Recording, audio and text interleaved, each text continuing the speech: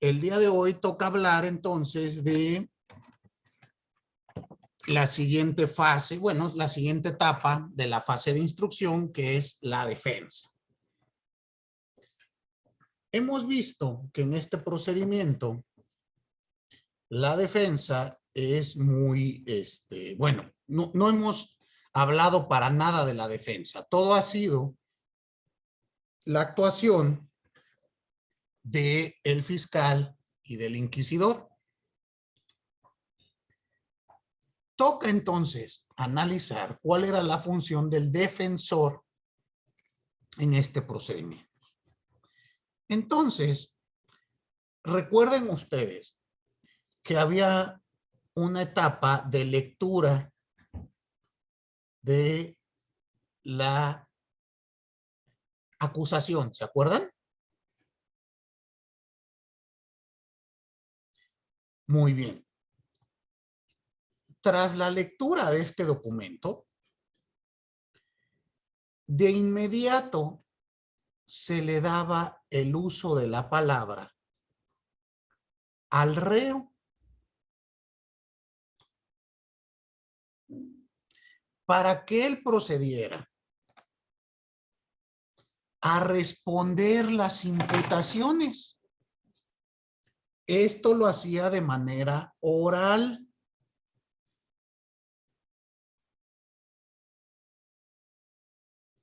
Sin tener tiempo alguno de meditar sus respuestas, y tenía que contestar puntualmente cada parte de lo que establecía el acusador. Bueno, de lo dicho en esa acusación.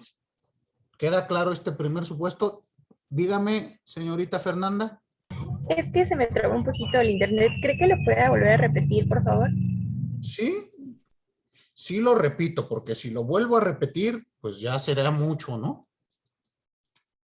Volver a repetir, acuérdense que es un pleonasmo. A ver, regresemos. Estamos hablando de la etapa de la defensa.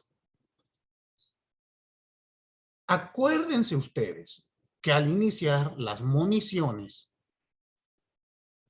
íbamos a tener una acusación. ¿Recuerdan ustedes la acusación? Que es un escrito realizado por el fiscal al cual se le da lectura de cabo a rabo. Bueno, inmediatamente después de que el fiscal realizaba esta lectura, se le daba el uso de la voz al reo. ¿Para qué? Para que de manera oral contestara cada una de las imputaciones. ¿Qué es una imputación? Cuando yo digo, Adrián Polanco es un hereje,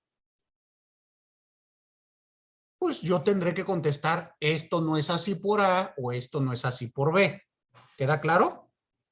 Y así tendré que contestar cada uno de los cargos. En este periodo, en este momento, no tenía más tiempo para preparar su defensa que lo que durara el propio trámite. Es decir, que lo que yo pudiera manifestar oralmente en este momento. ¿Ahora sí quedó entendido, Fernanda? Sí, gracias. Para servirle. Terminado este momento, es decir, la contestación de la acusación, se le indicaba al reo la posibilidad de contar o de designar un abogado defensor.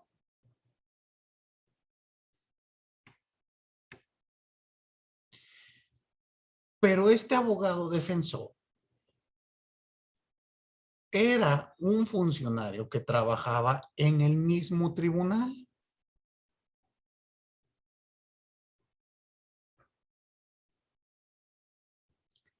Es decir, formaba parte del propio Tribunal del Santo Oficio.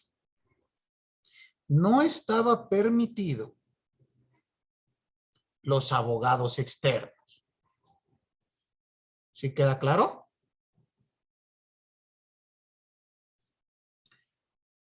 ¿Qué función tenía este abogado? Bueno, tenía la función de auxiliar y asesorar al reo.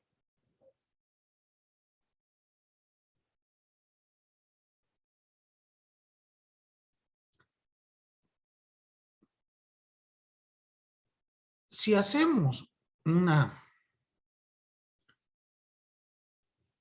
un parangón, podríamos decir que sería como un defensor público. ¿Queda claro?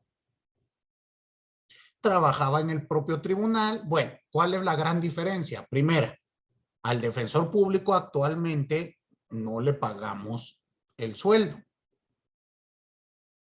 Al defensor del Tribunal del Santo Oficio sí se le pagaba un sueldo. Recuerden que este sueldo se pagaba de los bienes previamente embargados y confiscados.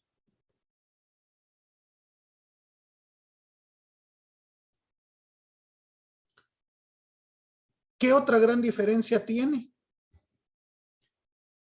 Bueno, pues que el abogado defensor en el Santo Oficio, más que defender,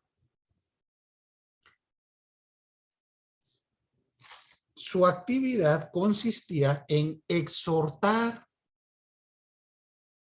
al reo a que confiese adecuadamente sus pecados y con ello lograr la misericordia del tribunal.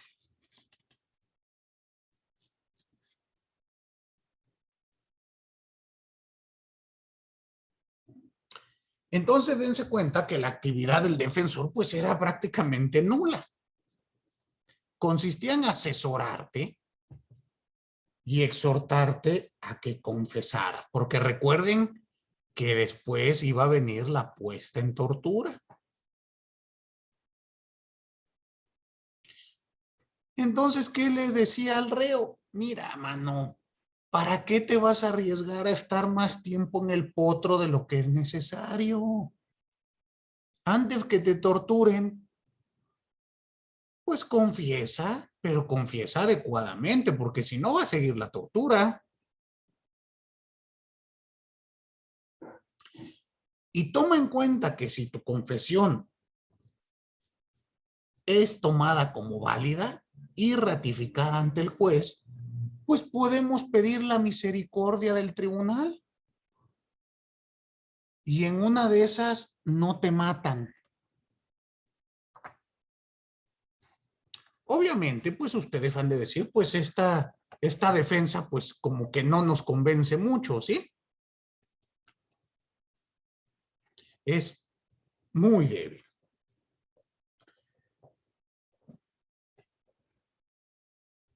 ¿Qué otra característica tenía la defensa en aquel procedimiento?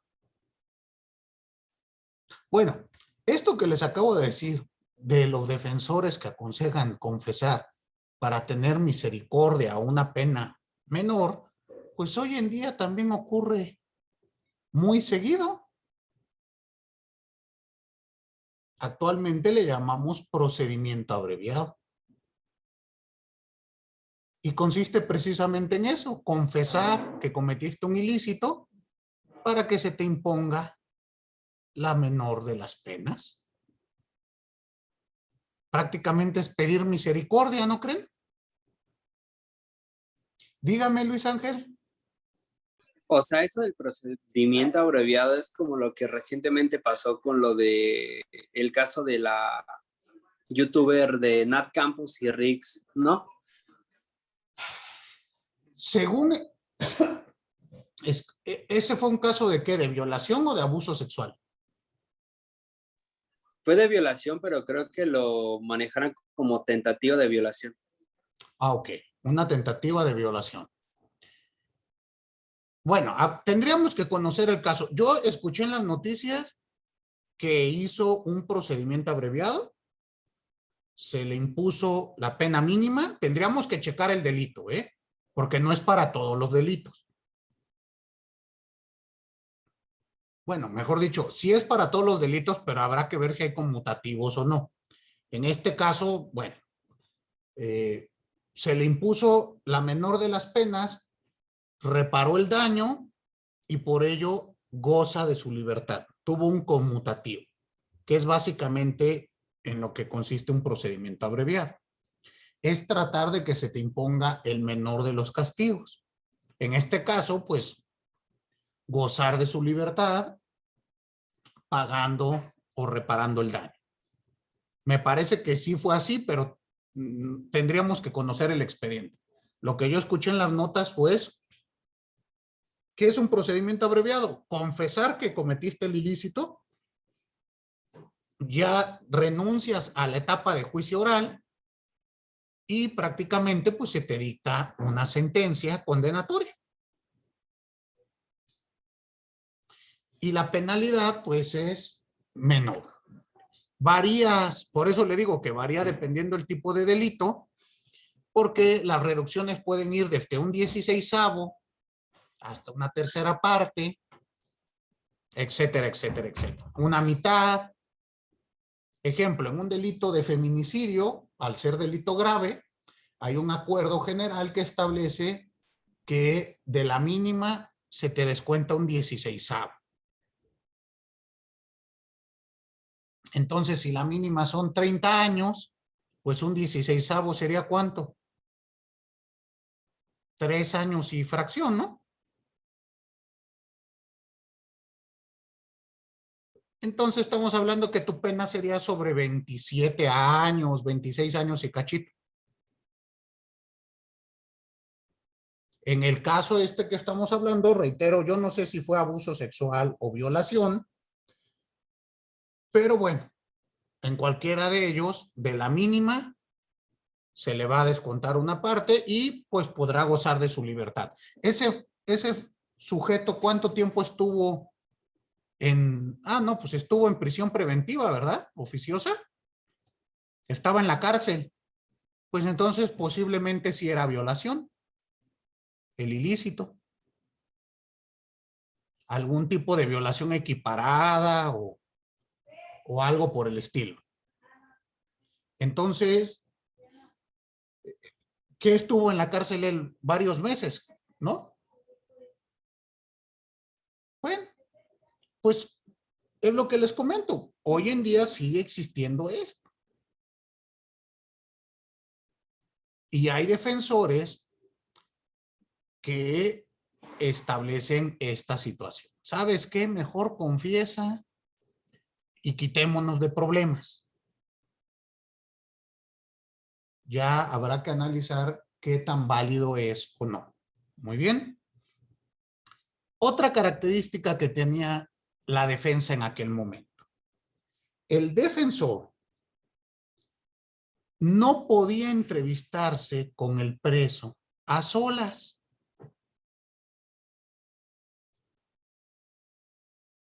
Siempre tenía que estar presente el inquisidor y el secretario del tribunal.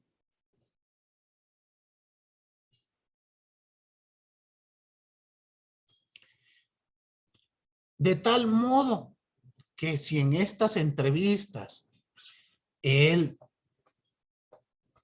reo confesaba algún hecho o un pecado diverso del cual se había señalado en la acusación, podía ser usado en su contra. Hoy en día ustedes saben que lo que platiquen con sus clientes es absolutamente confidencial y no puede ser motivo de inquisición. ¿Están de acuerdo? Esto lo van a tener que defender muchas veces. No crean que es tan fácil y en automático. A mí me ha tocado juzgadores que me realizan inquisiciones respecto de mi función como abogado. Y me dicen, ¿y cuánto le pagó su cliente? Pues, ¿qué le importa? ¿Hicieron contrato de prestación de servicios? ¿A usted qué más le da? No, pues fíjese, abogado, que vamos a mandar un oficio a Hacienda para ver si ese dinero que dice que le pagaron realmente entró en sus cuentas. Y si no, le vamos a iniciar un procedimiento a usted, mugroso abogado, porque qué tal si también es delincuente y entonces los dos se van a ir atrás de la reja para que ahí se sigan defendiendo. ¿Cómo ven ustedes? ¿Está bien o está mal?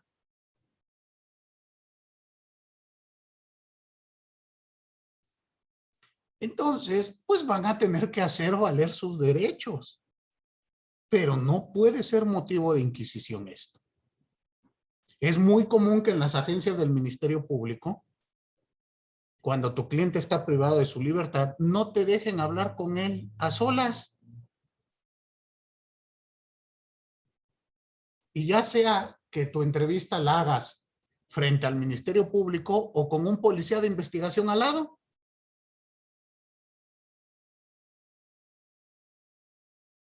Entonces, como yo les platicaba, no ha cambiado tanto el procedimiento. ¿Estamos? Si de 10 características que hemos visto, 9 tiene nuestro sistema, pues habrá que reformularnos las conclusiones de que tenemos un sistema acusatorio, ¿no creen? ¿O qué piensan ustedes? Habrá que ver cuál es la siguiente función del defensor. ¿Se acuerdan ustedes que este proceso, el proceso inquisitivo, tiene como característica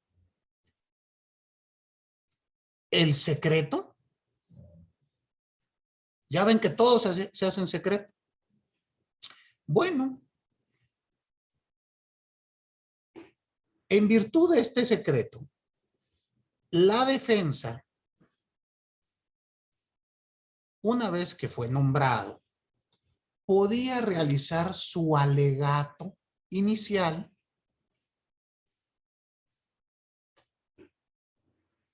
por escrito. Pero para hacerlo, era el propio Tribunal del Santo Oficio quien le proporcionaba el papel.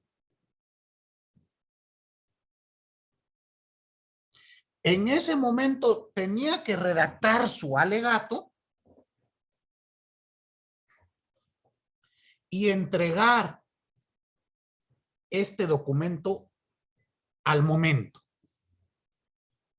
¿Queda claro? Estaba estrictamente prohibido que el alegato, que ese papel, saliese del tribunal, bajo severas penas.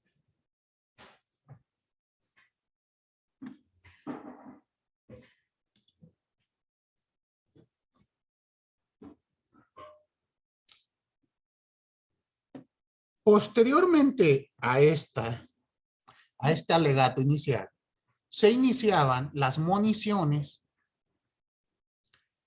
en donde las moniciones y la puesta en tortura, en donde la actividad del defensor será nula. ¿Queda claro? Es decir, ¿para qué sirve un defensor si me tienen en el potro? Me va a echar a ánimos, va a ver que las cuerdas estén bien amarradas, pues no tendría sentido. Terminada la puesta,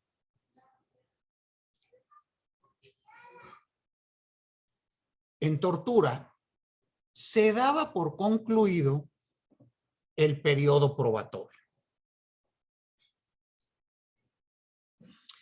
Y se iniciaba la etapa de publicación del proceso. Esta etapa de publicación del proceso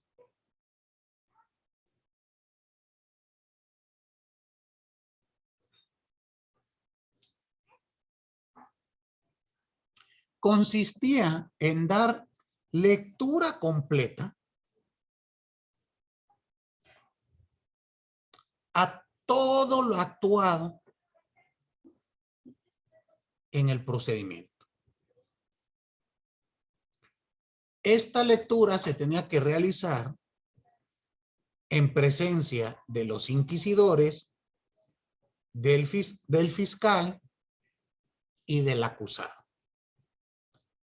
No era indispensable la presencia del defensor.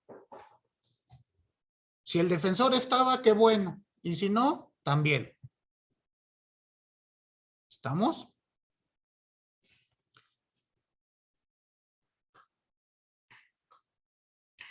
Y fíjense ustedes que es hasta este momento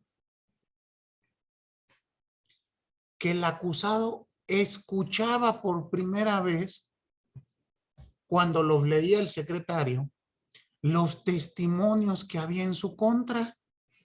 ¿Se acuerdan en la etapa de delación? Que guardábamos esos testimonios y que incluso el inquisidor los podía mezclar para que no supiéramos de quién son.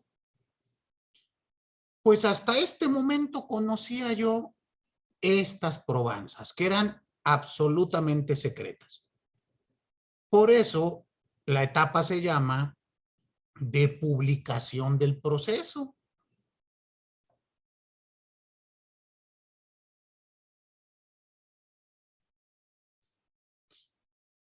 ¿Y qué iba a pasar aquí?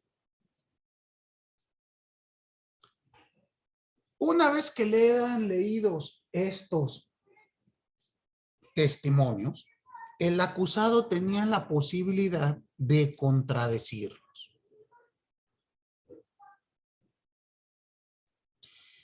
Pero a diferencia de lo que pasó con la contestación de la acusación, en este momento el reo puede consultar a su defensor para dar respuesta a estos testimonios. Y aquí vemos nuevamente la figura del defensor. Muy bien.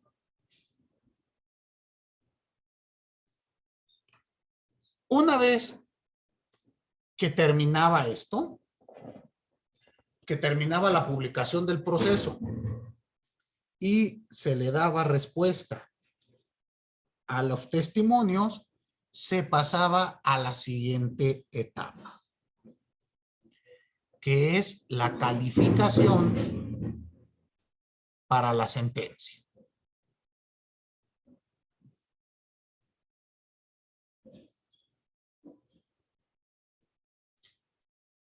Y esta es muy similar a la etapa de calificación que vimos después de las delaciones. ¿Se acuerdan que en las delaciones tomábamos testimonios y después lo poníamos a estudio para unos peritos en teología y nos dijeran si existía sospecha de herejía? ¿Sí se acuerdan o no?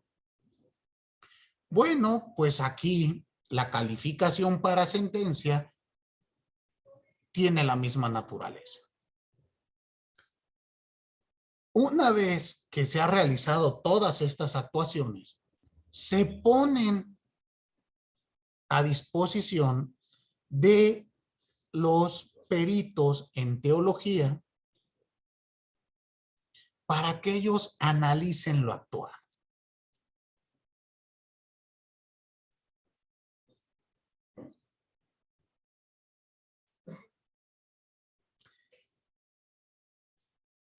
Y estas actuaciones, declaraciones, testimonios y demás, al ser analizadas conforme los preceptos de la Biblia, podían dar lugar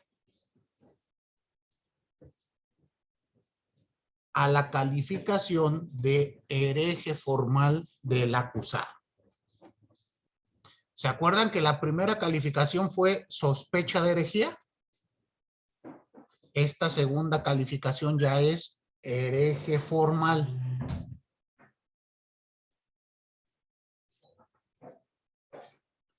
¿Qué consecuencia va a traer?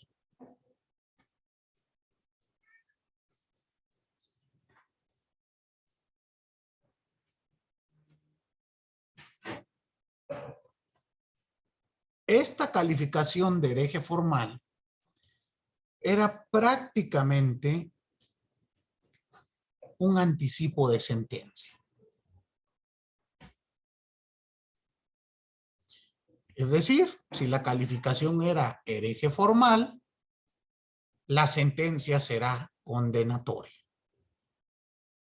Si por el contrario la calificación era de no hereje, la sentencia normalmente será absolutoria. Entonces, ¿se dan cuenta que esto era muy importante? Muy bien. Veamos ahora sí la etapa de sentencia. La fase de sentencia, perdón. La fase de sentencia se divide en dos. En la fase de deliberación y la fase de fallo. Cuando ustedes escuchan la palabra deliberación, ¿a qué les suena?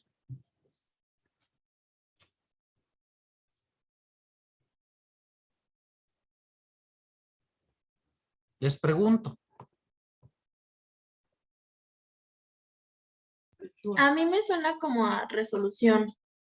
¿Deliberar le suena a resolución? Ok. Sí, más o menos. Ok. ¿Y a usted, señorita Mayela? Yo creo que es como reflexionar antes de tomar como una decisión. Reflexionar, pero ¿en el fuero interno o cómo? Pues analizando la situación, ¿no? Ok. ¿Uciel? A mí me suena como a fase de resolver el proceso, no sé. Ok, bueno, sí estamos en la fase de resolución del proceso, pero esta es una etapa previa. ¿Ustedes escucharon que la semana pasada la Suprema Corte de Justicia emitió una sentencia? ¿Una acción de inconstitucionalidad? ¿Y vieron que en las noticias pasaban fragmentos de los argumentos de los ministros para la decisión? Pues eso que ustedes están viendo, donde los ministros expresan las razones de por qué votan hacia uno u otro lado, es la deliberación. Deliberar es, como decía Mayela, reflexionar para tomar una decisión, pero entre varios.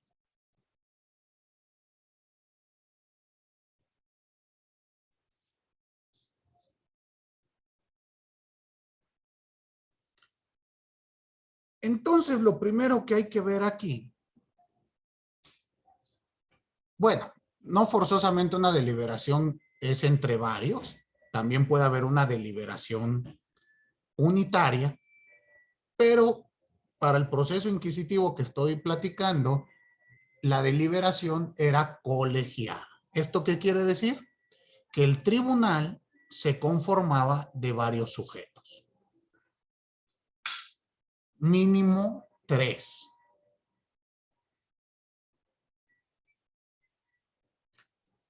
Y estos 3 sujetos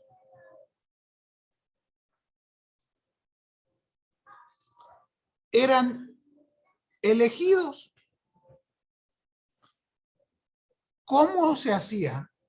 Bueno, el tribunal del Santo Oficio convocaba al obispo de la jurisdicción competente para acordar con él quién iba a ser el representante de la iglesia.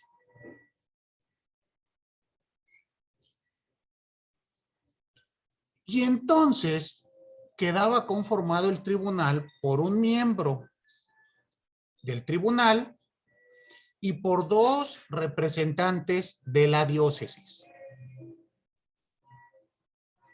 Normalmente eran 3 sujetos. ¿Estamos? ¿Por qué 3? Porque la decisión se toma por votación.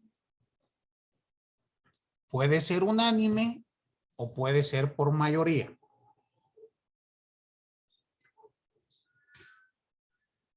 ¿Cómo se realizaba la deliberación? Bueno, pues cada uno de estos miembros tenía que emitir su voto explicando el sentido del mismo. Se iniciaba con los votos de menor, bueno, los votos de las personas con menor jerarquía dentro de la institución. Así que el primero en votar era el de menor jerarquía y el último en votar era el que tenía mayor jerarquía.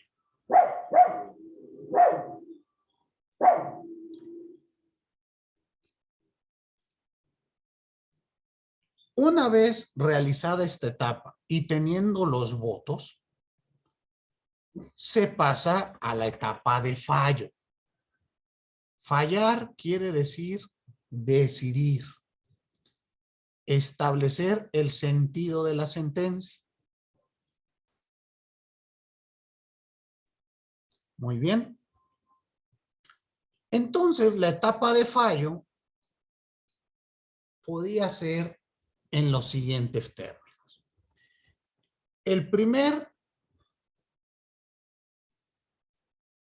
La primera forma que podía venir, el primer sentido del fallo era absolución. ¿Esto qué quiere decir? Que no se encontró elemento alguno para poder condenar al sujeto. Este tipo de sentencias serán extremadamente raras. Algunos historiadores dicen que llegaban cuando más a 1 por cada 1000 sospechosos. Hay muchísima diferencia, ¿no? Y por lo tanto, al ser tanta la cantidad de condenas, se estableció un dicho popular, un adagio, que decía: quien entra en la Inquisición siempre sale chamuscado. Cuando no quemado y negro como el carbón. Si lo pasáramos a nuestros tiempos, diríamos, pues, en casa del jabonero, quien no cae resbala. ¿Están de acuerdo?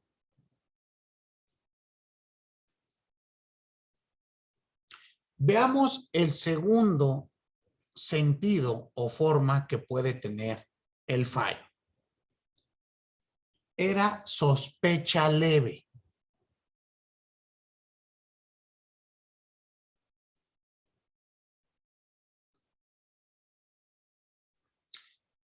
¿En qué consiste esta sospecha leve? Bueno, en indicar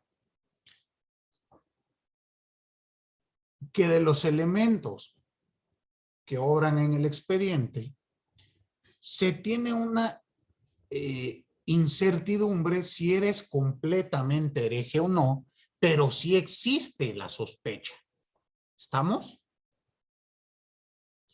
Y por lo tanto, pues en lo que son peras o manzanas, pues vas a tener un castigo. Los castigos por sospecha leve podían ir desde los azotes, los palos, el uso de sanbenitos por un tiempo determinado.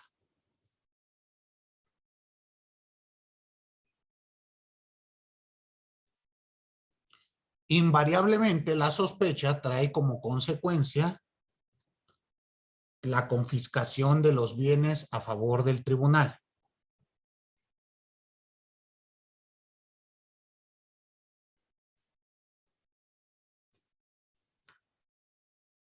Veamos el siguiente tipo de sentido en el fallo.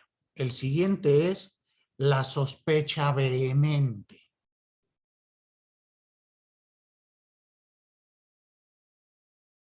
Es decir, tenemos fuertes indicios para sospechar que eres hereje. Dense cuenta que aquí nunca se establecía como una verdad absoluta que fueras hereje o no. Nunca van a encontrar ustedes una sentencia que diga fulanito de tal es bruja o brujo, mejor dicho. Sino el sentido era, existe la sospecha vehemente de que tal fulano es hereje. ¿Por qué es esto así? Pues porque la verdad es exclusiva de Dios. Y el hombre es falible. ¿Están de acuerdo? Entonces, por eso se establecía este otro sentido. Pero ustedes entiéndanlo, que una sospecha vehemente es, te hemos encontrado hereje. Y aquí sí, la pena será la pena capital o la cadena perpetua.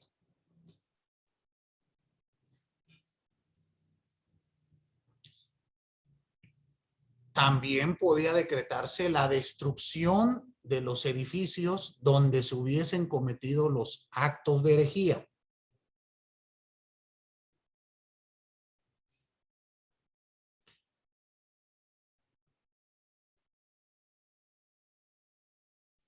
Y fíjense ustedes que esto igual suena como que en la Edad Media, pero pues no estamos tan lejos.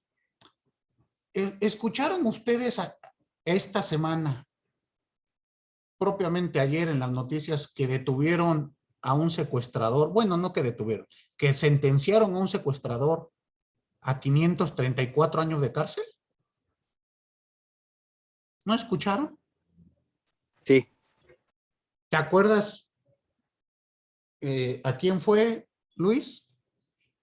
No escuché bien, pero fue por el secuestro de Fernando Martí. Exactamente, por secuestro y homicidio de este sujeto, ¿no? El hijo de este señor, que bueno, de Martí.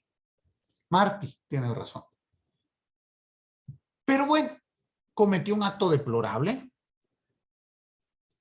y fue encontrado culpable. Pero, ¿a ustedes no les hace ruido escuchar el número de años en la cárcel? Cintia, 540 años de cárcel, ¿te parece una pena realizable? No, porque pues realmente no va a vivir tantos años. 534 años de cárcel, estamos hablando 5 siglos y un tercio. ¿Por qué ponen esas cifras ridículas, maestro? Pues para que nos emocionemos. Pues ¿a poco no te emocionas? 534 años de cárcel. ¡Ah! Se siente bien padrote. Pero 500 años, bueno, ni el virreinato español duró tanto tiempo, ¿o sí? O sea, ¿sí estamos entendiendo la locura que es esto? ¿O no? ¿No les parece a ustedes penas medievales? Porque las penas medievales así eran. Cadena perpetua es todo lo que dure tu vida en la cárcel. Y aparte también existía. Y que sus huesos sean exiliados. Echémosle sal a sus tierras para que no crezca nada. Acabemos con sus familias. Bueno, en la Edad Media desterrábamos campanas y se llegaba a este tipo de condenas bárbaras, que a mí me parece estamos regresando a ellas. Su constitución, yo sé que no la han leído y posiblemente nunca la van a leer, pero ¿no dice nuestra constitución que en nuestro país está prohibida la cadena perpetua?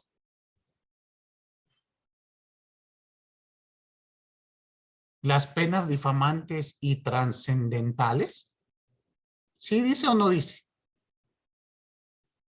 ¿En qué artículo viene, Zaira?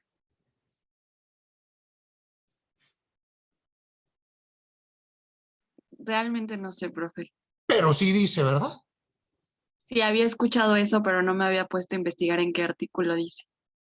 Pues hay que checarlo. Es en el artículo 22. Se prohíbe la pena de muerte, las penas difamantes y las penas trascendentales. Literalmente no dice está prohibida la cadena perpetua. Pero una pena trascendental es precisamente esa. La cárcel vitalicia. Yo les pregunto, bueno, y el propio Código Penal Federal y en la Ciudad de México establece que el máximo número de años que una persona puede estar en prisión será de 60 años. Que se me hace excesivo, ¿no creen? Si yo puedo ser sujeto de responsabilidad penal a los 18 años, más 60 años de cárcel, 78 años de cárcel, bueno, voy a salir de 78 años, pues ¿no les parece a ustedes que ya fue, ya para qué salgo? Ahora súmenle ustedes 534 años de cárcel. A mí me parece ya algo descabellado. Aunado a que el artículo 18 constitucional establece que la finalidad de la pena es reinsertar al sujeto a la sociedad. Díganme ustedes de qué modo 534 años de cárcel tiene como finalidad reinsertar a un sujeto a la sociedad. Entonces estos temas ustedes tienen que irlos analizando, porque pues parecía entonces que nuestro sistema no es tan garantista como nos lo quieren vender, ¿o sí? Porque van a ver que lo primero que les van a decir es, el procedimiento penal es respetuoso de los derechos humanos. Pues díganme ustedes de qué modo, porque hasta donde yo recuerdo, también el sujeto que es sometido a un procedimiento penal tiene derechos humanos, ¿o no? ¿O ya cuando eres sentenciado ya no tienes derechos humanos? ¿Qué piensan ustedes? No, sí tienes. Van a liberar presos, ¿no? Por conducto López Obrador en las cárceles. Bueno, pero lo está haciendo por un decreto de amnistía, que también es completamente válido. Pero hay que analizar estas reglamentaciones, este tipo de ilícitos. Reitero, habrá que estudiarlo. Ya tendrán ustedes tiempo para irlo analizando. Pongan mucha atención en sus clases de constitucional. Porque créanme, se necesitan muchos abogados que defiendan nuestros derechos constitucionales, pero muchos. Entonces, pongan mucha atención en esa clase. Les decía, se establecían cadenas perpetuas, se ordenaba destruir los edificios donde se cometieron los delitos. ¿Han escuchado hablar ustedes de la extinción de dominio? ¿O nunca? ¿Ninguno de ustedes? El procedimiento de extinción de dominio consiste en que el Estado se apropia de un inmueble en el cual se cometió un ilícito, sin dar contraprestación alguna, es decir, no paga un quinto, y el inmueble es convertido en un bien para el uso común. Puede ser un parque, puede ser una guardería, etcétera, etcétera, etcétera. ¿No se parece un poquito a esto que les estoy diciendo? Porque en la extinción de dominio no importa si el inmueble es propiedad o no del delincuente, ¿eh? Así piensen ustedes. Si rentan una casa y en la casa el sujeto al cual ustedes le rentaron comete un delito, de aquellos a los que les es exigible extinción de dominio, les pueden quitar la casa, aunque ustedes no hayan hecho nada. Hay que analizarlo. ¿Cómo? Si le rentamos la casa a un delincuente. Pues tú no sabes que es delincuente. Pero si tú le rentas la casa y el sujeto comete un ilícito, de los que son motivo de extinción de dominio, no es para todos, pero piensen ustedes narcomenudeo. Exactamente, Mayela, está ahí mismo en el 22 constitucional.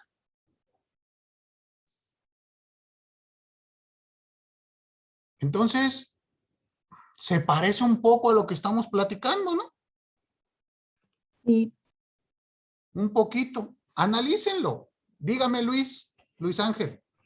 Pero eso aplica siempre.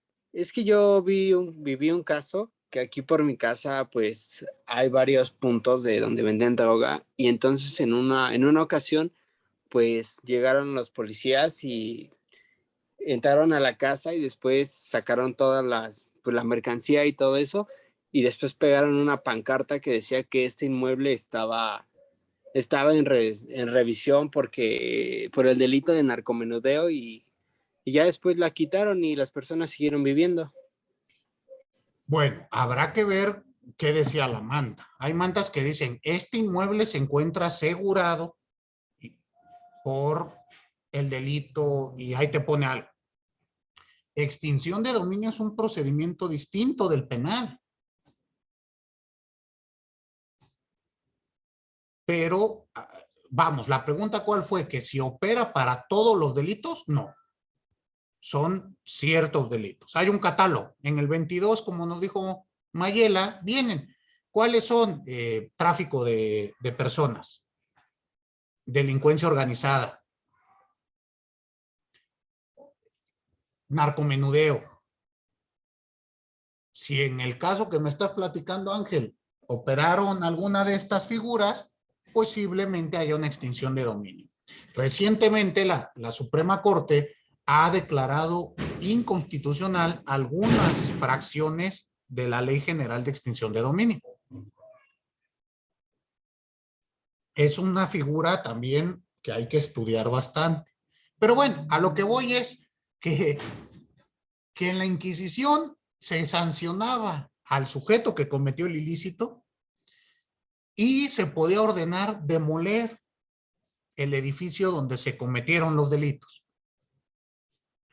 Y en este caso, con la figura de extinción de dominio, pues parece que algo similar puede ocurrir.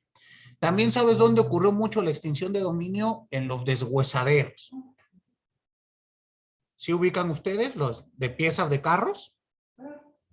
Hubo muchos lotes, muchos predios que fueron sujetos a extinción de dominio, donde ocurría esto de los deshuesaderos bajo el argumento de que había muchas piezas robadas. Muy bien, denme un segundito, por favor. Que debemos de tener mucho cuidado para analizar nuestros procedimientos y las figuras que contienen. La justificación que nos pueden dar será muy variada, pero ustedes deben de tener en cuenta siempre el aspecto de la protección y el respeto a los derechos humanos. Recuerden que el proceso puede ser una forma de represión o una forma para garantizar nuestros derechos. ¿Queda claro? Estas figuras a mí me parecen muy encaminadas a violentar nuestros derechos en lugar de protegerlos. Bueno, eso es en el sentido de la sospecha vehemente. Después veamos otra forma del fallo, que es de reconciliación.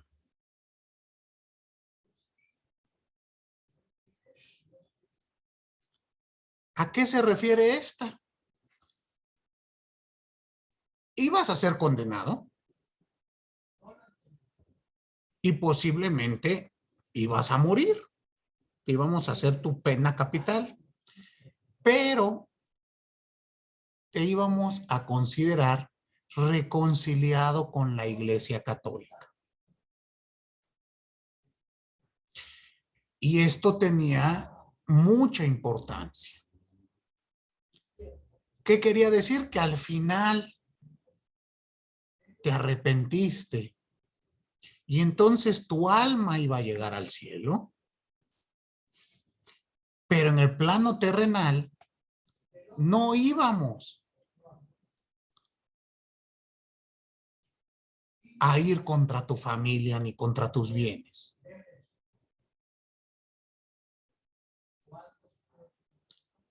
¿Por qué? Porque te consideramos reconciliado. ¿Quedó claro?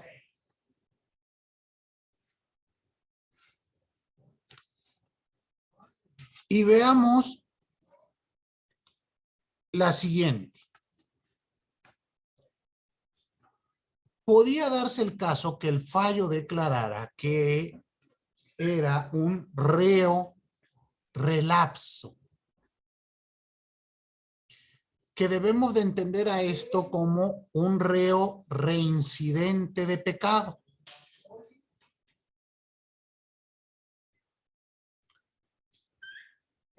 Existía poca tolerancia, por no decir ninguna, a la reincidencia. Reincidir quiere decir cometer nuevamente un pecado, un delito. Bueno, si esto ocurría, quiere decir que no entendiste e invariablemente se te iba a aplicar pena de muerte. ¿Queda claro?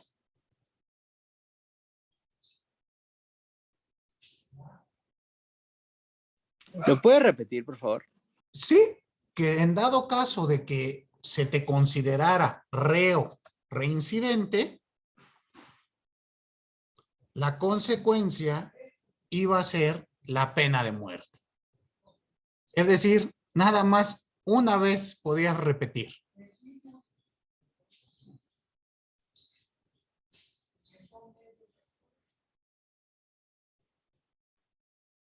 Y el último sentido que podía darse en el fallo era de relajación del brazo secular.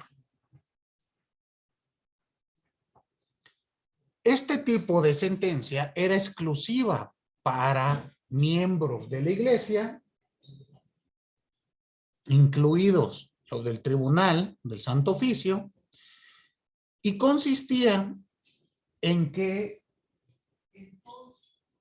se le estableciera única y exclusivamente al monje, al obispo o al cardenal que cometiera un delito, un aislamiento. eran condenados a guardar votos de silencio y eran recluidos en monasterios de clausura. ¿Sí saben qué es un monasterio de clausura? ¿Nunca han visto un monasterio? No, nunca. ¿Ni en la tele? ¿En una película, en algo? Aquí en la Ciudad de México hay varios monasterios. ¿A poco nunca han visto ninguno? Tú sí, Eduardo. ¿Dónde? No sé si sea como Sí, el de profe. la película de Hidalgo, no sé si la llegaron a ver. Hay una película que se llama Hidalgo y él estaba, creo que, en un monasterio. No sé si sea así. Pero es película mexicana. No lo ubico. ¿Que habla del padre de la patria?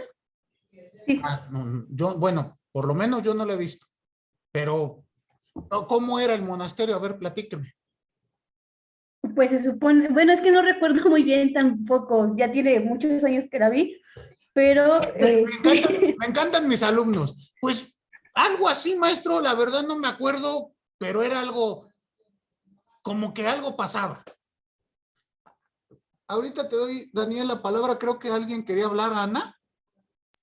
Ah, sí, profe. El que está en el desierto de los leones no es un monasterio. Creo que ya no está en funciones, ¿o sí? No, ya no, Ok, pero sí es. era un antiguo monasterio. Exacto. Daniel, ¿querías hablar? Sí, eso, decirle que, bueno, los monasterios son como, bueno, principalmente se ubican en los pueblos, ¿no? Y son donde, bueno, son como, pues, lugares donde viven principalmente los monjes, pero, hombres, porque, bueno, generalmente creo que ahí no hay monjas ni nada, sino puros monjes hombres. Bueno, hay monasterios para hombres y para mujeres, para monjas y para monjes. Hay monasterios abiertos que son monasterios donde llegan a dormir, donde viven, pero pueden salir. En Guanajuato hay monasterios, en Puebla hay monasterios. Dice Daniel, principalmente en pueblos. Actualmente parece ser que se han ido más hacia los pueblos, pero bueno, no es exclusivo de los pueblos. En las ciudades también hay monasterios. Reitero, aquí en la propia Ciudad de México hay varios monasterios todavía activos. Hay monasterios, decía yo, abiertos. Dígame, Mayela. Ah, sí, profe, es que decía que en la ciudad creo que hay uno por la Francisco y Madero, ¿no? Francisco y Madero, pero ¿de qué colonia o de dónde? Es que no, de Álvaro Obregón. De En, Álvaro Obregón. en Álvaro Obregón, hasta donde yo recuerdo también hay, y en la propia calle está Madero del centro. Ah, sí, también. ¿Se han ido a emborrachar por ahí? No, profe. Nunca. Ya pegado a la Torre Latinoamericana, ¿han visto una iglesia grande? ¿Enfrente Sí. del Mamarrumba? ¿O no? Pues esa iglesia que está sobre la calle de Madero, al lado de, bueno, del jardín de la Torre Latino, es monasterio en activo. ¿Nunca se han fijado que cuando van caminando por ahí ven a monjes pasar? Ataviados todavía en su hábito. Es un monasterio franciscano. ¿Nunca se han fijado? ¿Usted sí, Malinali? A ver, la escucho. Sí, de hecho he entrado también, ¿Al monasterio o a la iglesia? bueno, a la iglesia, pero como dice ahí se ven todos los monjes o Ok. qué pasa. Ajá. Ese es un monasterio abierto. Los monjes pueden entrar, pueden salir y demás. Un monasterio de clausura, como su nombre lo indica, es un monasterio cerrado. ¿Qué quiere decir? Que no tienen contacto con el mundo exterior. Entonces, este tipo de fallo, la condena que implicaba, que te mandáramos a uno de esos tipos de monasterios y que tuvieras que tomar un voto de silencio, es decir, no podías hablar con nadie. ¿Quedó claro? Muy bien.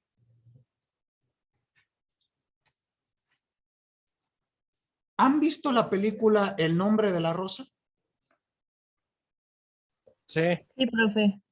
En esa película es un monasterio de clausura. Dígame, Fernanda. ¿Podrías repetir, por favor, esta forma de fallo?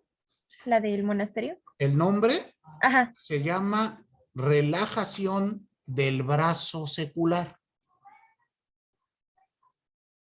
Y era exclusiva para miembros de la iglesia. Profe, Gracias. Sí, para servirle. Dime, Uciel. ¿dijo del fallo secular o de cómo dijo? El brazo secular. Gracias. De nada. Relajación del brazo secular.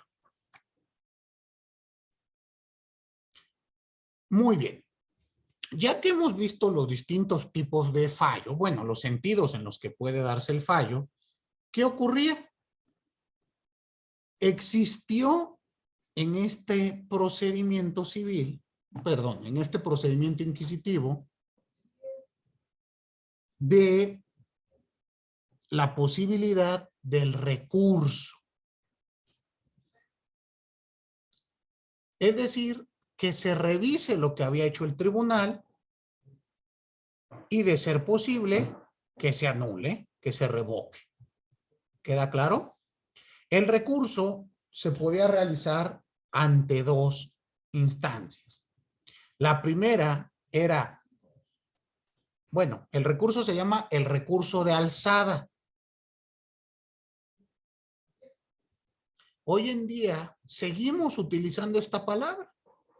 Por eso les digo que en el derecho parece que nos hemos estancado en la Edad Media. Ustedes van a escuchar que todavía decimos, es que está en el tribunal de alzada.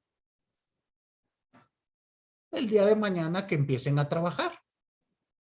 Y cuando hablamos de un tribunal de alzada, pues estamos utilizando términos de un proceso inquisitivo. El recurso de alzada quiere decir mandarlo al superior. Y en este caso, el superior del santo oficio eran dos. El inquisidor general, que tenía competencia por país. Entonces existía el inquisidor general de España, el inquisidor general de Francia, etcétera. Y la instancia superior, donde no había nada más, era el Consejo de la Suprema. Este estaba establecido en Roma, en la sede de la Iglesia Católica, propiamente en el Vaticano.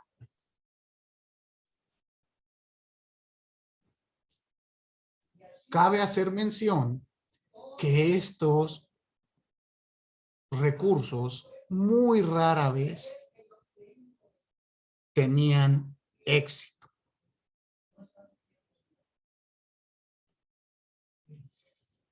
Esto se debía a que el recurso era de un carácter extremadamente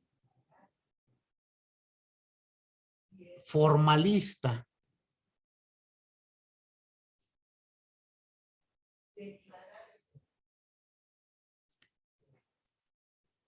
Que al menor error ocasionaba que el recurso fuera inadmitido.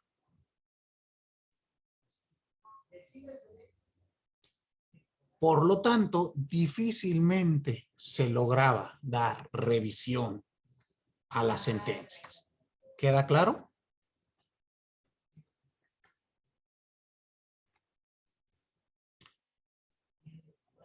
Bueno, pasemos a la última fase de nuestro proceso inquisitivo. ¿Cuál es esta última fase? La fase de ejecución de las sentencias.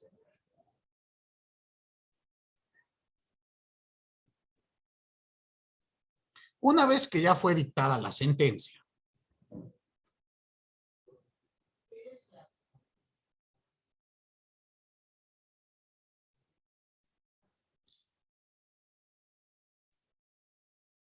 hay que materializarla. Ejecutar una sentencia consiste en materializarla. Es decir, si se dio una condena de pena capital, pues consiste en ejecutar al reo. ¿Sí queda claro? ¿Cómo se realizaba esta ejecución? Bueno, cuando era un fallo de sospecha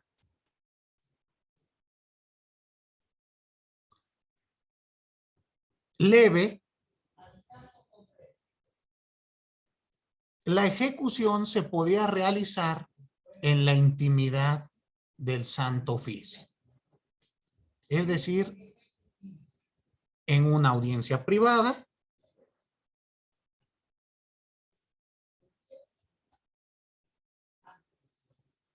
en donde se realizaban los latigazos o los azotes. ¿Quedó claro? Esto era exclusivo para penas leves. Pero el tema de la sospecha vehemente nos iba a dar algo distinto. Esta ejecución tenía que ser forzosamente pública.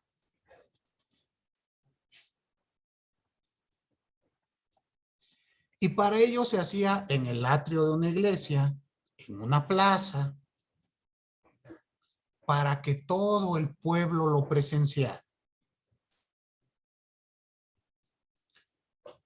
Ustedes se han visto en películas cuando le cortan la cabeza a un fulano y que está todo el pueblo ahí viendo. Pues ese sería un ejemplo de ejecución pública. ¿Cómo iniciaba? Iniciaba con una procesión. Pero una procesión de los reos del tribunal del Santo Oficio. Es decir, salían todos ataviados con su San Benito. ¿Se acuerdan qué era el San Benito? Mejor dicho, ¿qué es un San Benito? Salían caminando, los encabezaba el reo que se iba a ejecutar y se iniciaba el rito. El verdugo tenía que dar cabal cumplimiento a los sentenciados. Así, si eran 100 azotes, se tenían que dar los 100 azotes sin que se desmayara el reo. Si se desmayaba el reo, teníamos que volver a empezar, porque si no, imagínense, ya no le duele. Y lo mismo, si había que quemarlo, si había que cortarles la cabeza, etc. Entonces, esta era la ejecución en la plaza pública. Se podía dar el caso, cuando así lo permitiera la propia sentencia, en donde se le diera la posibilidad al reo de conmutar su castigo, es decir, de pagar para que no me azoten. Para ello tenía que entregar riquezas, tenía que entregar dinero al tribunal y se le conmutaba su pena corporal. En ese caso se realizaba la procesión y se tenía que llegar al sitio público, pero en lugar de dar los latigazos, lo que se hacía era dar un sermón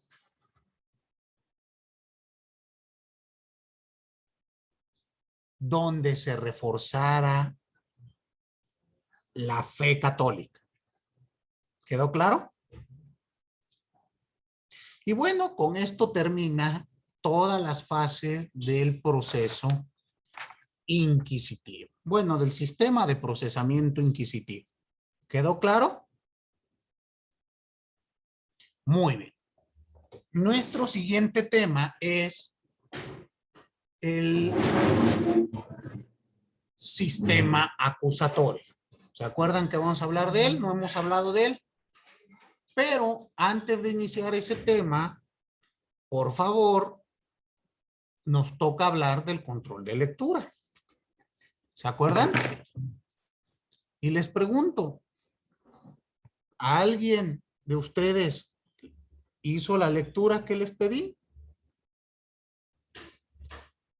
¿Y qué me quiere platicar, Malinali?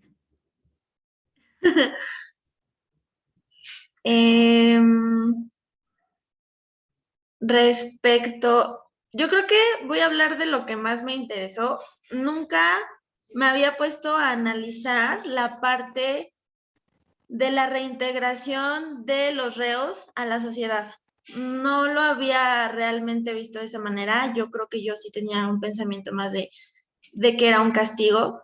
Entonces, mientras estaba leyendo el libro, hay una parte en la que se enfoca mucho en eso y en cómo está fatal y como que todo lo que conlleva el pensamiento del ser humano, que de hecho también es algo de lo que me encantó del libro, que le da como una parte muy filosófica, como muy humanística a todo el proceso, lo explica desde una manera incluso psicológica, de la que uno puede entender como con referencias, como con otro tipo de ejemplos, en el que lo vemos a lo mejor con nuestra misma vida cotidiana, ¿no? Entonces, ahí se me hizo muy, muy, muy interesante el que haya humanizado tanto a los reos, a los que hayan incurrido en un delito.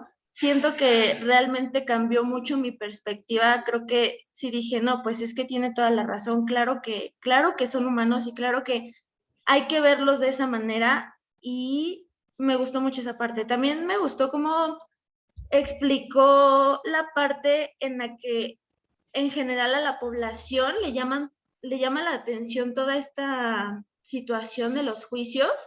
Me gustó mucho la referencia que hizo respecto a los juegos deportivos, me gustó la referencia que hizo respecto al cine, al teatro y cómo manejó el proceso como un arte, ¿no? Entonces, eso me llamó muchísimo la atención, siento que fue una referencia muy, muy, muy buena. Y creo que también dio un fácil entendimiento de la psique humana. O sea, siento que se enfocó mucho en especificar lo que nosotros como individuos vemos y lo que podemos percibir de. Entonces, eso yo creo que fue lo que más me llamó la atención, el cómo lo explica y no sé qué más decir. Ok, y la pregunta del $1.000.000, ¿cómo se hace un proceso? Pues explica todas las partes del proceso, explica la parte del desahogo de las pruebas, explica Sí. también. Pero ¿cómo lo haría usted? ¿Qué entiende? ¿O qué entendió, mejor dicho? Pues yo creo que eso, llevar el proceso por la parte humanística y por la parte de a lo mejor lo que comentábamos, garantista de defender los derechos humanos y de darle un sentido un poco más, un poco menos técnico. O sea, no solo el llegar y decir, ok, esto es lo que tenemos que hacer porque así funciona el sistema, no, sino que entender que son personas, entender la parte del desahogo de pruebas, entender la parte de que hay vidas en juego, y entonces yo creo que eso es como lo que te puede dar una ventaja a la hora de estar ahí, ya sea defendiendo a alguien o siendo el juez, ¿no? Que también explica mucho la parte de los jueces, de su ética, de cómo tienen que ser personas realmente especializadas y también lo cuestiona mucho, ¿no? El cómo puede alguien determinar qué es lo correcto y qué no lo es, cómo puede alguien determinar algo acerca de la vida de cualquier persona en general.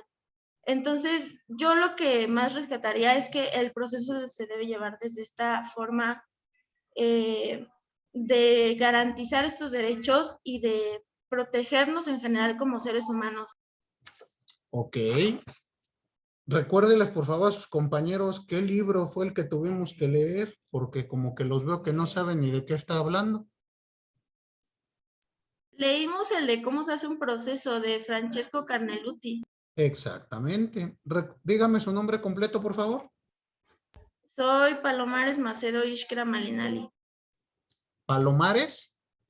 Sí.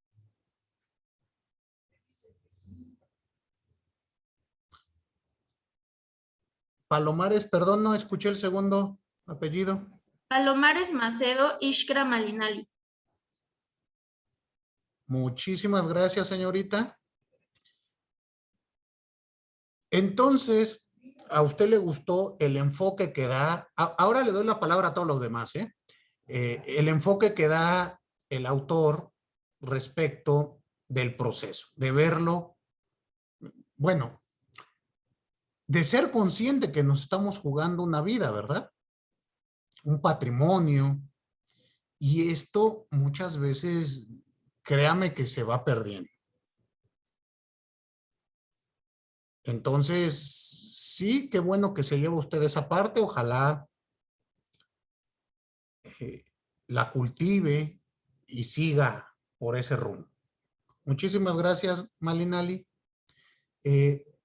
Angélica, ¿la escucho? Sí, bueno, yo igual estoy de acuerdo con mi compañera Malinali de que, bueno, al momento, como usted preguntó de cómo se hace un proceso, tendríamos que tener muy en cuenta que ya sea que vas a juzgar a una persona o asesorarla para ciertos casos, pues tenemos que tener en cuenta que lo que pase va a tener un significado muy grande a la vida de la persona, por ejemplo, de quien se está acusando. A mí me llamó mucho la atención la parte de las pruebas, ya que pues son, aquí lo tengo anotado, ¿no? Que son como que para probar un hecho, ¿no? Y sin esas pruebas, pues no se puede pronunciar un juicio. Y lo que yo recordé fue que usted dijo en algunas clases anteriores que pues sin pruebas pues no puedes acusar a alguien, ¿no? Y eso me recordó que he escuchado algunos casos en donde personas, o sea, le tienen como que cierto miedo cuando dicen, ay, es que te voy a demandar por que tal vez, un ejemplo, acoso, algo así. Y pues algunas personas pues dicen, pues yo no hice nada, ¿no? Y hay algunos casos en donde las personas acusan de delito, digo, de acoso sexual y todo, sin tener pruebas. Un ejemplo es de un muchacho que se quitó la vida, que porque creo que una compañera, una amiga lo acusó de abuso o acoso, pero después de que se quitó la vida, o sea, creo que el chavo ni siquiera tenía pruebas, y el chavo por miedo y así se quitó la vida. O incluso he escuchado algunas veces que ya algunas mujeres van en la calle y a cualquier hombre le dicen, es que me estabas acosando, todo, y como los extorsionan y les piden dinero porque les dicen, es que te voy a acusar te voy a quemar en redes sociales y todo. Y pues ya ahorita sabemos cómo son las redes sociales, ¿no? Que apenas dicen algo y eso es, pero ni siquiera tienen como que las pruebas como para afirmar ese hecho. Y yo digo que sería, al menos hoy en día, sería como que un objetivo, o bueno, no como objetivo, como estar más conscientes de que no se puede acusar a alguien nada más porque sí, ni porque, me caes mal, te voy a acusar de tal cosa, y que después haya consecuencias muy graves como la de este muchacho que se quitó la vida. Y pues creo que una parte importante del proceso serían las pruebas. Ok. ¿Y usted entonces cómo haría un proceso? ¿Qué rescata de todo lo que leyó? ¿Cómo se hace un proceso? Pues se tiene que analizar, o sea, por ejemplo, yo tengo un cliente, se tiene que analizar todo, o sea, ayudarlo lo más posible, no perjudicarlo, sino que encontrar una forma en la que se pueda ayudar. Y, por ejemplo, también en la búsqueda de pruebas, ¿no? Que creo que es lo más importante, como acabo de decir. Y pues tener en cuenta, así como lo dijo Malinari, tener muy en cuenta que es la vida de una persona y tu trabajo lo tienes que hacer bien, tienes que estar muy comprometido para realizar un buen trabajo. Muy bien, muchísimas gracias. Por favor, dígame su nombre completo. Franco Flores Angélica.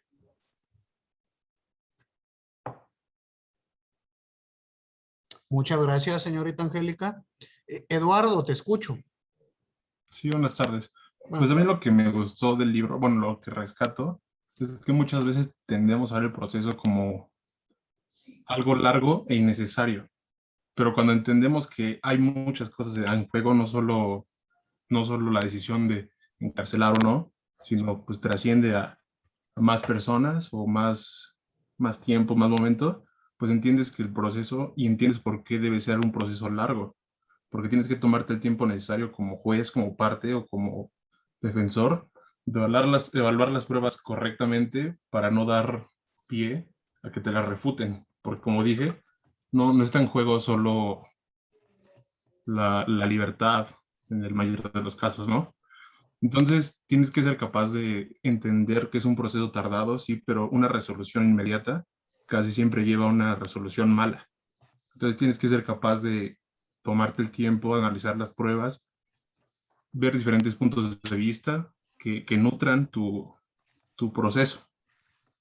También una parte que me gustó y que ya había visto desde antes es que los jueces deben ser capaces de evaluar las acciones como aparte, o sea, no puedes juzgar y meter tus emociones o tus sentimientos o tus creencias, ¿no? Es invariable que lo hagas por cómo estamos configurados en la sociedad, pero tienes que ser capaz de deslindarte de estos valores éticos y juzgar los hechos solamente por los hechos, porque eso también es muy importante. No podemos permitirnos, como en este caso como jueces, evaluar a una persona porque cometió un ilícito solo porque no va con nuestra moral, ¿no?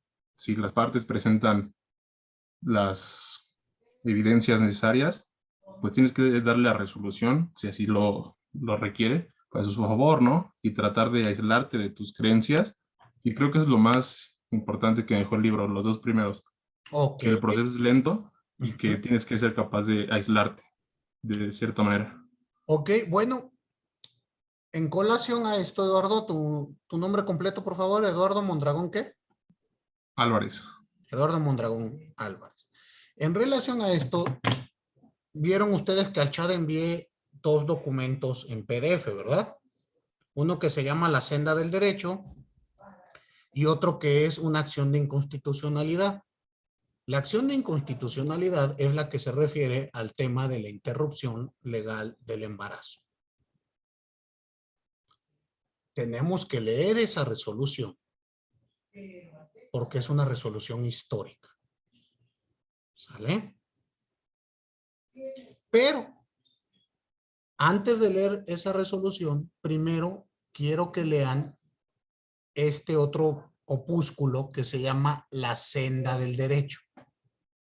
En La Senda del Derecho es el discurso de bienvenida que le dan a los estudiantes en la Universidad de Harvard. Fue escrito por el juez Holmes, un juez muy famoso en Estados Unidos. Llegó a ser el presidente de la Suprema Corte y tiene una postura que se llama escepticismo moral. Posiblemente te llame la atención también eso, Eduardo. Va en el mismo tenor que Francesco Carneluti. Y Sí, dice, de hecho, como que lo nutrí de los dos. De ayer y... ¿Ya lo empezaste a leer? Sí. Bueno, Sí. y si lo notas con el voto que emitió el ministro Saldívar en esta decisión de la interrupción del embarazo, ¿no ves que lleva como que la misma línea? Sí, o sea, como que se aíslan de las creencias y dan un juicio, pues sí, un juicio por así decirlo, más objetivo, ¿no? Exactamente. De alguna forma. Entonces, bueno, para eso necesito que complementemos con estas otras lecturas. Aunado a que, reitero, estamos viviendo esta resolución emitida, esta acción de inconstitucionalidad, que seguramente va a ser estudiada por varios años. Este precedente, créanme, va a dar mucho de qué hablar. Entonces, lo tenemos que conocer. No perdamos esa oportunidad. ¿Estamos? Muchísimas gracias, Eduardo. Señorita Mayela, la escucho. Bueno, a mí también me gustó bastante la lectura de Carneluti y, por ejemplo, en una parte que se me hizo muy interesante es la parte que habla sobre el juez, que igual mencionaba mi compañero, y dice que el juez va a juzgar a lo que hizo pues la persona porque esa misma persona no sabía cómo juzgar sus actos y él va a ser el encargado pues de elegir la pena o si no es necesaria para esta persona. Y bueno, eso me llamó mucho la atención, o sea, cómo alguien no puede juzgar sus propias acciones y cómo otra persona tiene que ser la encargada de juzgar estas mismas. Y bueno, y también otra parte que fue como muy interesante para mí fue cómo explicaba pues todo el texto, ¿no? Y también en las pruebas hay una parte que decía que las pruebas deberían ser como faros que iluminaban como tu camino para poder resolver el conflicto o la situación y que a veces, muchas veces las pruebas no te llevaban pues a iluminar el camino, sino que te hacían como pasar más problemas, por así decirlo, como que estar entre sombras, creo que decía. Y eso también fue muy interesante porque, o sea, aquí el libro lo que te da a entender es que debes o sea, todo el conjunto del proceso es importante para poder llegar a una buena resolución. Porque si no cumples con todas las partes, o sea, siento que la resolución es como, pues, ineficiente. Y en mi caso, para mí, el proceso es como una acción en la que debemos de garantizar pues los derechos tanto de la víctima como del acusado, porque o sea, mencionan que no hay que dejar de lado ninguna de las partes porque estaríamos como llevando un proceso indebido. Exactamente. ¿Su nombre completo, por favor? Mayela Becerril Valderas. Valderas. Muchas gracias. Fíjense que cuando yo leí este libro por primera vez, a mí lo que me llamó la atención es cuando Carneluti empieza a platicar que vio a dos hombres agarrándose a golpes. ¿Sí se acuerdan? Que dice, bueno, uno parecía una bestia, pero en cuanto fue detenido por la policía, cambió su cara y me conmovió. Y por lo tanto decidí defenderlo. ¿No recuerdan ese pasaje? ¿Ninguno de ustedes lo notó? Así como dice Mayela, bueno, a mí me llamó la atención lo de las pruebas como un faro. A mí me llamó la atención ese pedacito. Dime, Luis, te escucho. Luis Ángel. Bueno, pues a mí me llamó mucho la atención una parte, bueno, una frase que decía que si la justicia era rápida, no iba a ser segura, pero si era segura, no iba a ser rápida. Entonces eso pues hace alusión a que si pues un proceso lo quieres terminar lo más pronto posible, lo más probable es que no sea pues un debido proceso porque va a haber pasos que te puedas saltar y no se pueda llegar a una resolución exacta. Y también me llamó la atención cómo es que hace alusión al teatro, lo compara con el teatro. Y con respecto al juez, como lo había comentado mi compañera, que dice que cómo uno no puede juzgar sus propios actos, ahí mismo nos explica que pues uno no puede juzgar sus propios actos porque pues cómo tú te juzgarías para mal a ti mismo, cómo tú te harías un daño a ti.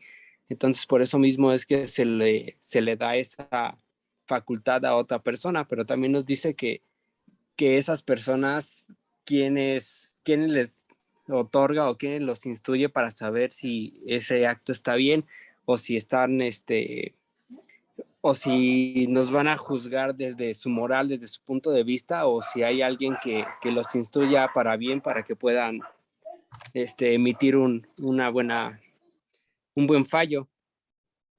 Ok, muy interesante. Y esto que dicen ustedes de cómo voy a juzgarme a mí mismo, pues aplica para ambos lados, ¿no? Normalmente nos cuesta trabajo aceptar que hemos cometido una falta y más establecernos algún castigo. Entonces, bueno, explica mucho la razón de ser. ¿Tu nombre completo, Luis Ángel Hernández? Hernández Maldonado, Luis Ángel. Muchas gracias. Daniela Prieto, ¿la escucho? Sí, profesor. A mí lo que más me llamó la atención del libro fue que habla sobre los jueces, que muchas veces nosotros creemos que pues tienen que seguir siempre, tienen que hacer cosas que lleven a la verdad, que sea todo muy justo, pero muchas veces nos olvidamos ese lado de que son también personas con errores, con desaciertos. Igual, yo sé que en el libro explica que no, para que un juez tome una decisión adecuada, necesita pues tomar una posición neutral, considerar las pruebas, las partes que van a explicar sus posiciones, pero pues igual yo creo que aquí se pone en juego también la vida del acusado en el aspecto, pues en el sentido penal, ¿no? Porque lo llevarían a la cárcel. Entonces, esa otra vez reintegración a la sociedad es muy difícil, y más si un juez se equivoca a dar su sentencia o su dictamen, como me deja que una decisión de una persona puede afectar a otra cuando no se tendría pues esta solución adecuada, ¿no? O cuando hay un error. También lo que me deja es sobre la necesidad del proceso, ¿no? Porque en un inicio nos dice que no solamente hablamos de un sentido, pues, penal, ¿no? También hablamos de un sentido en el derecho civil, que son, pues, personas que tienen controversias, que tienen que, pues, solucionarlas para, pues, tener un orden en la sociedad, tener una cierta paz y, pues, pues, mantenernos en convivencia, ¿no? Pero porque si no se da estos procesos o bien el derecho no lo regularía, no podríamos, pues seguiríamos manejando esto, ¿no? De la fuerza sobre, bueno, vencería el más fuerte, ¿no? Bueno, creo que eso es lo que me deja. Ok.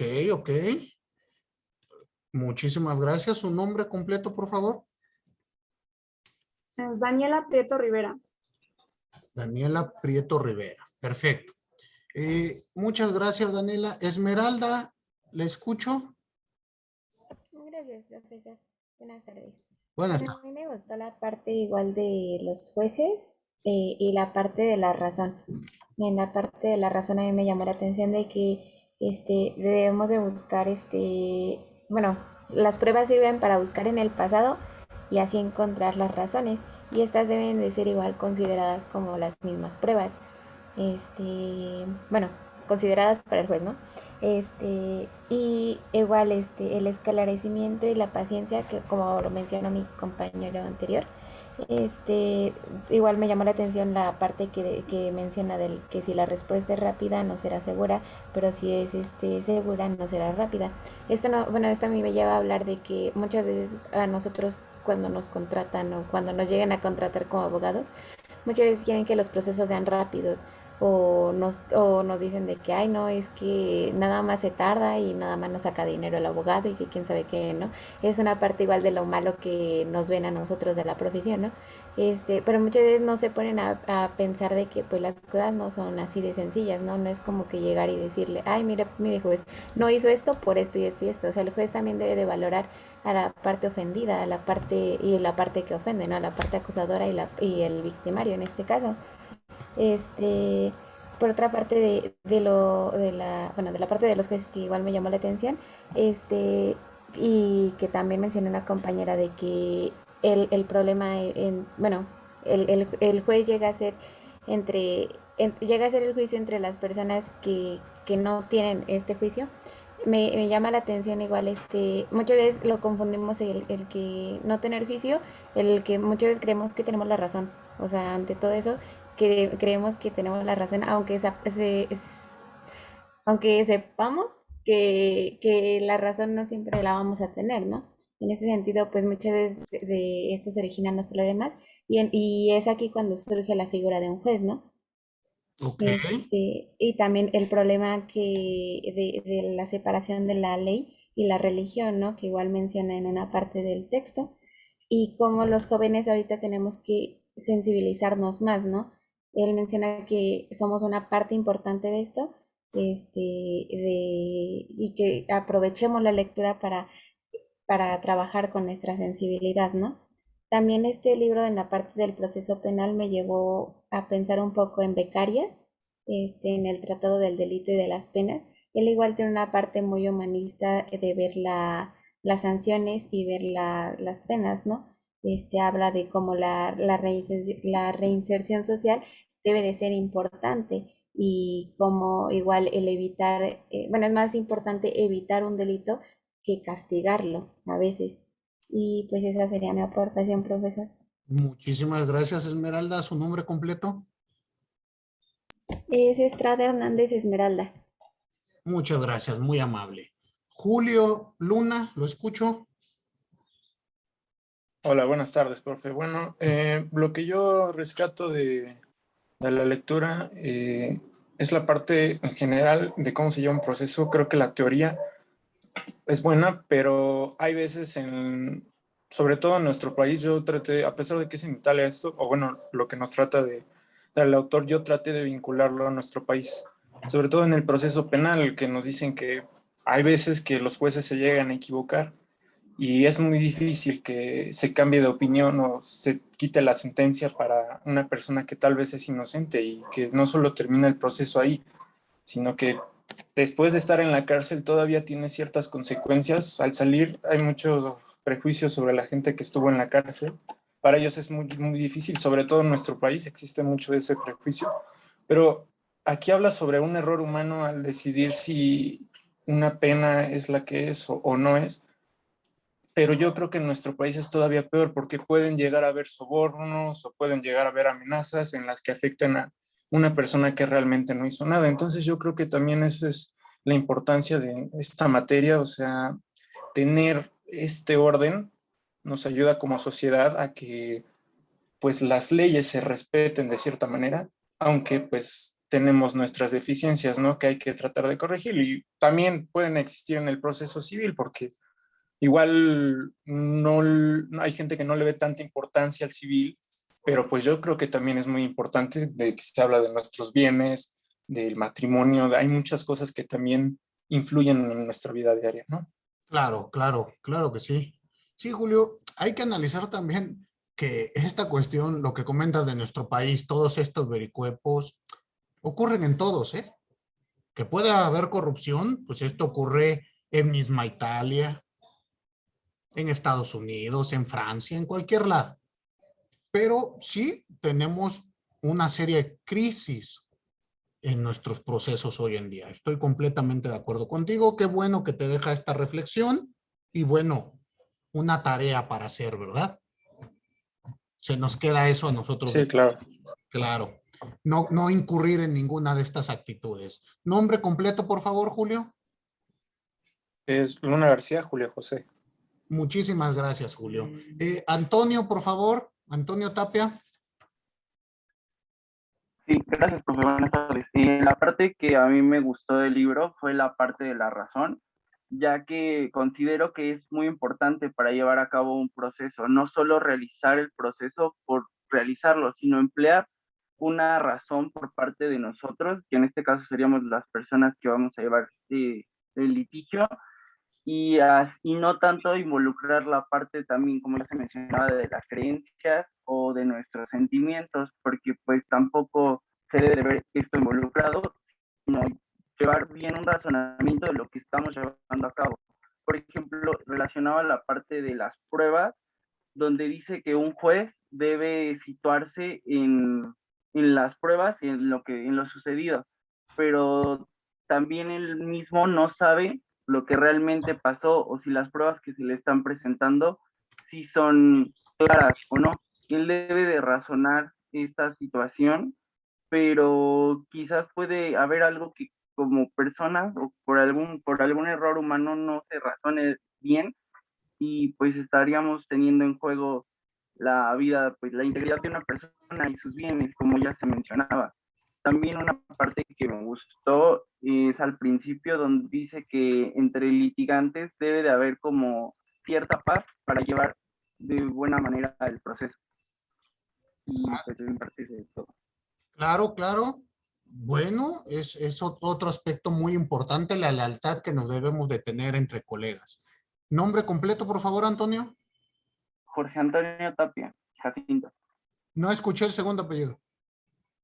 Jorge Antonio Tapia Jacinto. Muchas gracias. Señorita Cintia. Sí, profe. Bueno, yo creo que es un libro muy interesante porque fuera de centrarse en explicar en qué consiste cada etapa del proceso, el autor siempre busca dar como una crítica social a diferentes problemas que pueden llegar a aparecer o existen. Y yo creo que eso es muy importante porque también nos permite como comprender un poco más acerca de cómo va funcionando el proceso y el verdadero impacto que llega a tener en cada uno de los que se encuentran involucrados. En el último capítulo me parece que habla acerca de que se presta mucho atención a lo que viene como en la ley, cuando en realidad existen más problemas que se encuentran detrás de todo eso.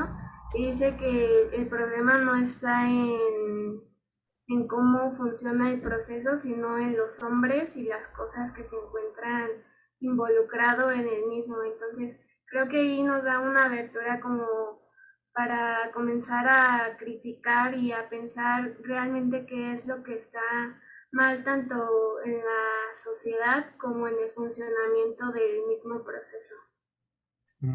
Muy bien. Ok. ¿Y le gustó el libro? Sí, es muy interesante. Bueno, como le menciono, creo que en todos los capítulos nos da como una brecha para pensar y criticar más acerca de nuestro entorno, y eso es muy importante. Perfecto. ¿Su nombre completo, por favor? Es Patiño Zamudio Cintia Estefani. Muchísimas gracias. Señorita Zaira, ¿la escucho?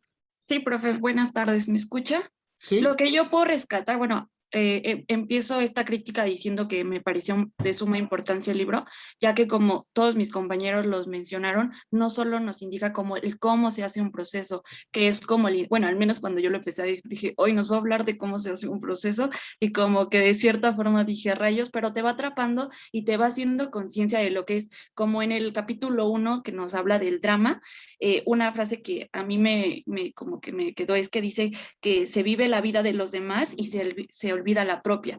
Entonces, eso te hace mucho analizar de qué es lo que pasa, ¿no? De que muchas veces vemos como ficción y nos adentramos tanto como en la vida de las otras personas y dejamos la nuestra propia. Y eso siento que pasa mucho con los abogados y hoy en día. También los elementos, ¿no? Que muchas veces pensamos que el proceso es como toma esto y ya. No, o sea, no nos adentramos más que tiene que haber las pruebas y luego de las pruebas tiene que ir las razones y después de eso ya tienes que ver como es como una paciencia, porque obviamente el proceso es largo y si no hay paciencia no vamos a llegar a nada. Y entonces todo código procesal también es que me llamó mucho la atención, pero ya son las 5 y lo del juez, ya lo que habían dicho mis compañeros complementando es yo digo que, y también el libro lo dice, que todo código procesal tiene que tener los poderes, las obligaciones y los derechos que tienen las demás personas. Muy bien. Como usted ya ha indicado, son las 5 en punto. Dígame su nombre, por favor, completo. Sí, soy Belmont Álvarez Zaira. Belmont Álvarez Zaira. Las demás personas que tienen levantada su mano, la siguiente sesión platicamos de ella. Nos veremos hasta el próximo martes, ¿verdad? Porque tenemos días de asueto. Así es, profe. Bueno, entonces les deseo un excelente Día de Asueto, fiestas patrias muy bonitas, pásenselas bien y nos vemos por acá el próximo martes. Hasta luego. Hasta luego, profe, gracias. Felices fiestas. Igualmente, felices fiestas.